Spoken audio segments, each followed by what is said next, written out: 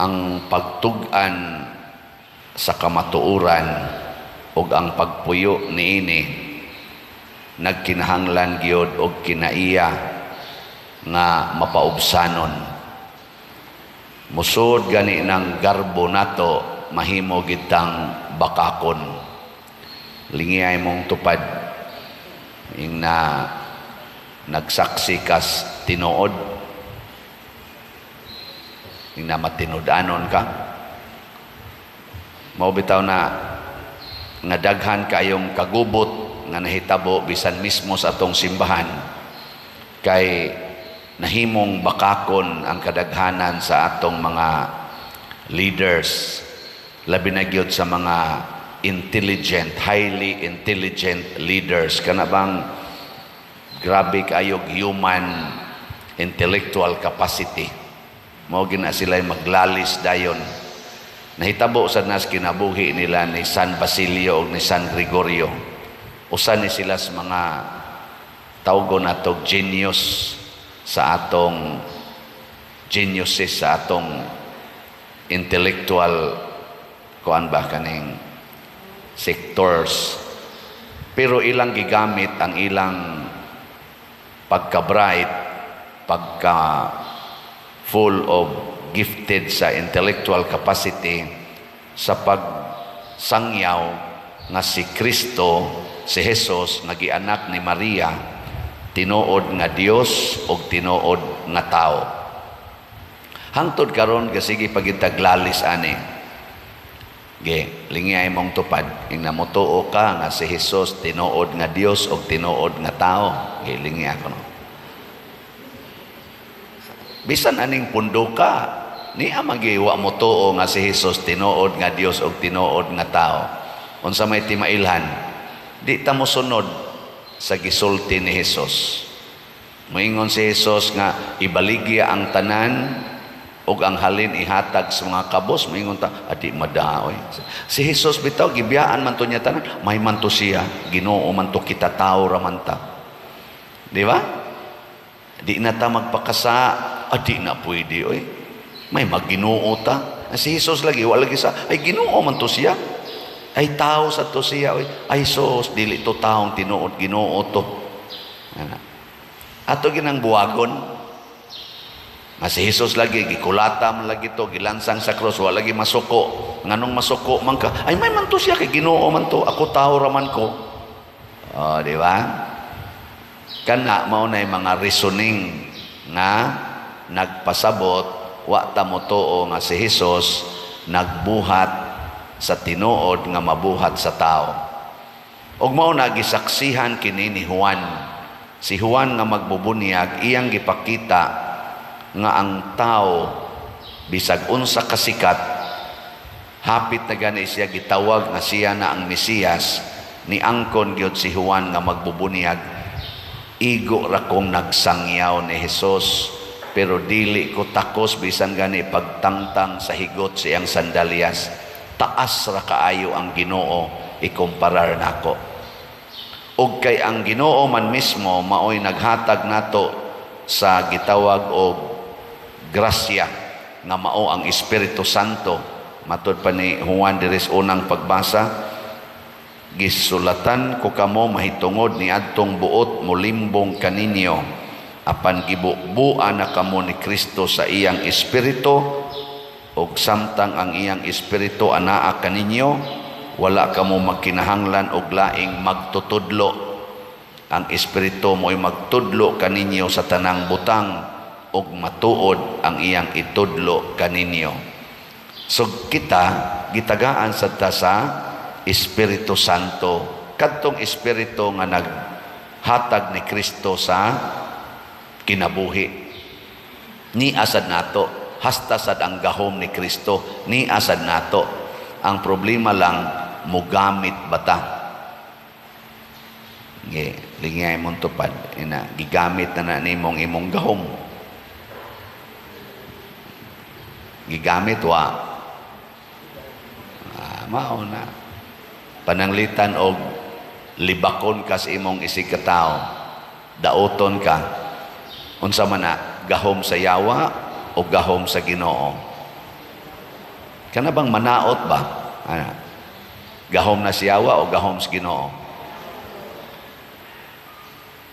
Kusgaw eh. Kana, simple kay na mga children. Gahom sa yawa.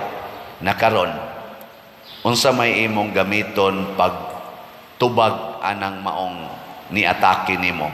Gahom sa yawa o gahom sa Ginoo? Unsa may gisultis gahom sa Ginoo? Na higugmaa ang imong kaaway, pagbuhat og maayo ni adtong mga nagdaog-daog kaninyo.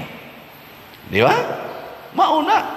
Unya ikaw karon dinhi galiktor ka, nag-serve ka simbahan, lay minister, kusog sa kay kang mulibak sa imong isig ka tao. Unsa man ang imong gigamit?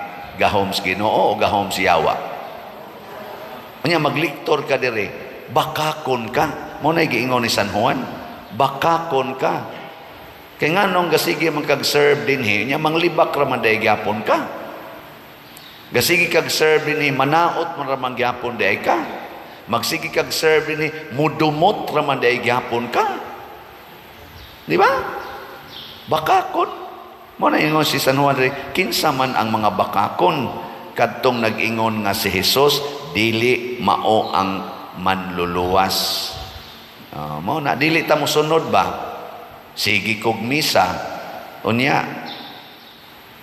Unsa may akong buhaton? Sige lang yapog pangwarta. Daw kayo hangol kay kwarta. Masuko pag gamay ang kolekta. Namakak na kuana nga si Jesus na ingon man bulahan kamong mga kabos. Mo na nga kunwa na mo palit sa atong slot. Unsa may akong isulti? Moingon day ko nga, way ayo ni mga tawhana. Giingnan nako nga palit mo SBF dag 500 pesos kada pamilya, kada semana. Di gyud mo palit. Ana, magyaw-yaw day ko. Dili oy, moingon ako, Lord, your will be done. Daghan gyud sa akong mga parishioners, online o territorial parishioners, nga dili pa gyud mosunod sa imong sugo nga ihatag gyud ang tanan ngadtos mga kabos. Mingon sang Ginoo, sige lang ginagwali, usban na sad karong buntag. Ana, nga ikaugma na sad. So di lang sa karon ka-update ninyo. Tanawa o katong atong disap, di ba? Perti man tong kuana, lisura ibaligya, pero karon awa na, hurot na, di ba? Atong pakpakan ang namalit-lit. Sinaga na mamaligya kag tag 500,000, lisod kayo na halinon oy. Pero halin gintanan, kani pa bang 500 pesos? Kasayon ani halinon. Pero daghan lang yung mga, kana bang wap agyon mo tuo ba, nga ang pagbuhat ani, maoy tuburan sa tinuod nga kalipay, tinuod nga katagbawan sa kinabuhi.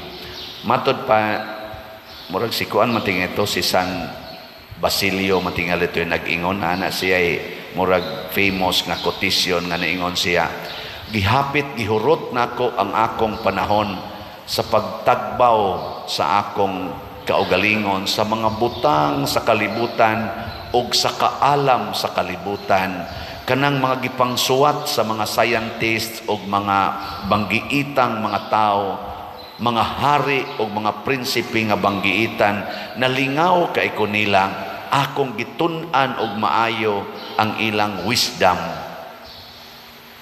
Apan sa katapusan, ako ra daing nahibaw-an nga pulos gid ni sila way kapuslanan. Sa dihang ni focus nako sa imong ebanghelyo Ginoo ug ako nang gipuy-an ang imong ebanghelyo, diha nako nakita pagkalayo ra di ay sa kamatuoran ni adtong mga butanga. Wa gyud to sila'y kapuslanan. Nangana kanang inyong siging kiskis anang kilay, siging pakulor anang buhok, siging paputi anang naong, nagtuo kita nga sus the best yung kainistanan kanang mga imported kaayo nga mga gamit, cosmetics, pagpanindot anang imong naong, pagpanindot anang balay, kaning ato mga gadgets nga porti na yung ngilngiga, hasta imong naong usbon, hasta ang imong tingog usbon. Ngilgi gagid ani. Pero inigtan-aw nato ani kumparar sa tinuod nga kamatuoran, pulos giniway kapuslanan. Tanawa, inig ka stage 4 cancer nimo. Naapay gadgets nga ganahan ka. Naapay tao nga ganahan ka. Wa na eh. Naapay pagkaon nga ganahan ka. Wa na. Naapay balay nga makapalipay nimo bisag unsa pa nakapalasyo nya stage 4 cancer na ka. Wa na. Life becomes very lonely. Di ba? Hilingi ay mong tupad, may katapusang lingi. Yung na, dili ka lonely. Mutana. Pero kung mudawat as kamatuoran, nga si Kristo na tao, nagantos, namatay, ug nabanhaw, ug kinsa tong mosunod ni ini, kay tinuod man siyang Ginoo, kinsa tong magsunod ni ining maong kinabuhi, mabanhaw rasad og musod ni ining kinabuhi nga gitawag og langit. Kung naa na nato ang ambisyon nga malangit, everything in this world becomes very meaningful and satisfactory or satisfying. Makatagbaw, masakit ka, moingon day ka, duol na ko sa langit ani. O, di ba? Di malipay kang nasakit ka, mapobre ka. Liwat na kong Kristo, way kwarta, padong yapunis langit. Daog-daogon ka, libakon ka, daoton ta, si Kristo gidaot sa to. Hukman ka nga ilansang sa cross, or i-assassinate, or putlas liog, unsa may mo isulti? Unsa man? Moingon kang injustice yan eh. Dili, moingon ka, salamat Ginoo, nga imo kong gipaambit sa imong kamatayon. Mao na'y nahitabo sa mga santos. Og diha dapita ang gitawag natog tinuod nga kinabuhi, tinuod nga katagbawan. Muna ako pa ninyo, palit lang gyud mog slat. Hutdon tani tanawa, di ba magtan-aw tas kumbinto kung mahuman natog bayad, lipay ka ita. Dili ko sa atong simbahan kani gamay ra magina itong simbahan pero bunga manis atong pagtinabangay. Nagi mo anhi dinhi nga muagas ang luha inig kakita. Kay nga naman, nakatampo siya. Ambot og pila sad kakaslat ang iyang gihatag. Basta makato iyang luha, labi na gikas gawas nasod, kabong mga gikas abroad, mo anhi dinhi igtan-aw niyo, sus nakaapil jud ko ani pader. Mangadto sila sa Kapilinya, gahapon gani o niagi ang aging adlaw, dito sila sa Kapilinya. Mga kuan sila, mga kanini ang pamilya ba? Ilang gisuroy, sus gyud nilang lipaya, kay nakatampog yung kuno sila sa katong ato mga slots nga para dito sa Kapilinya di Fatima sa San Remigio. Pertigin lang lipay, kanindot gyud Father dito, pagka nindot ka na thanks be to God, nilang Bishop Ruben, nilang Father Lindon, o kanang ilang mga gipang-assign diha nga na-maintain ang holiness sa lugar, kay consecrated guna nga lugar, usagod na sa pinakanindot nga lugar nga maka-encounter ta ni Mama Mary dinhi sa atong Cebu, the only in Asia, the only in the Philippines. Kinsa may nakatabang ato ang mga tao nga dili managana og hatag. Unya, unsa man na siya? Lahi kayo imong bation kaysa ikay magtukod og imong balay. Ang imong kwarta, hotdo nimo sa pagtukod sa imong balay, moabot yung panahon pulan ka magtan-aw sa imong balay na nasa kay i-renovate, mangutkot na sa kaso nimo kay asa na sa kag kwarta. Palit kag sakyanan, nindot kayo imong sakyanan, moabot yung panahon nga sa sige nimong drive, mangandoy na sa kaglaing sakyanan. Oh, di jud ka matagbaw, labi na inigtan-aw nimo speakers, arang-arang man ang iya, mangutana din ka unsa na nga model, mao ning niya. Nya unsa man kumusta man ang driver, uy kuan kayo laaya sayo kog palit aning ako da. Ngandoy na sa gadto.